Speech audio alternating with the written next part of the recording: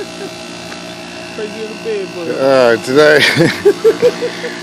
we're going to be doing a replacement of R22 with MO99, and right now we are reclaiming our R22,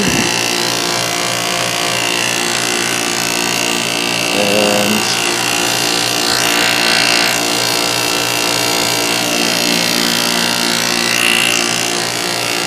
once we've reclaimed all the R22, we'll put the system into a vacuum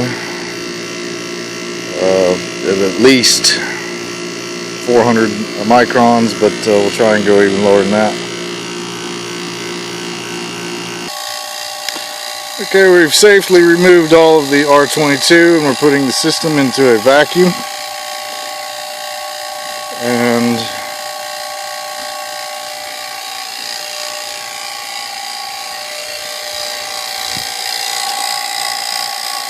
then we will weigh in the charge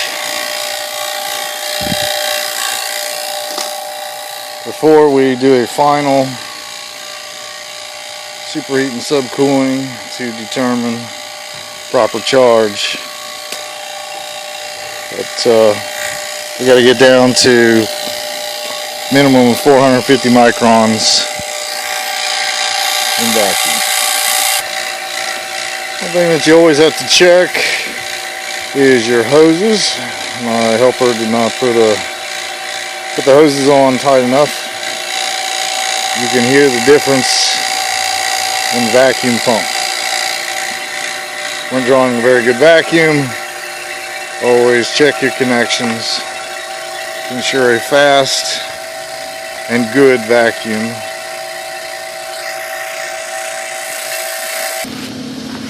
Okay, after running the system and doing a pressure and vacuum test, discovered that there is a leak in the system, and we are now looking for exactly where.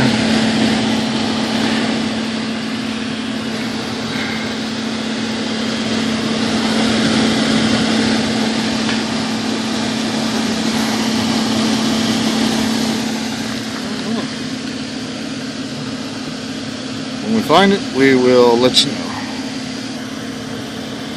Oh, wow, I have to edit that.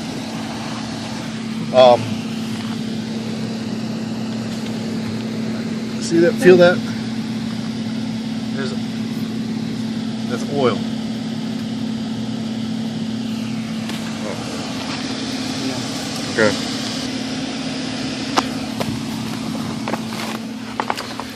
That leak's too big.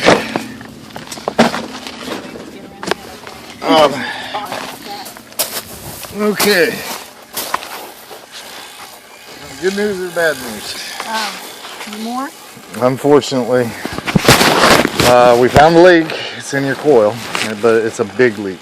That's why your system was so low. We're not able to pull a vacuum on the system in order to even put the sealing chemicals into your system, because they have to go in the vacuum state. And then if it's a small leak, you can go in a vacuum and then it'll plug everything up. But yours, it won't even pull a vacuum. And we pulled off the door.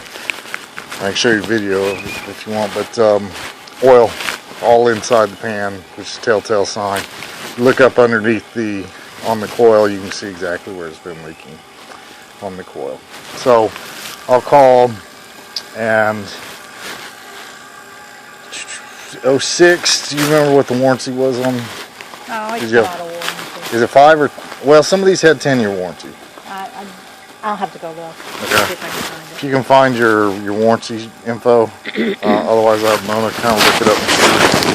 Then we'll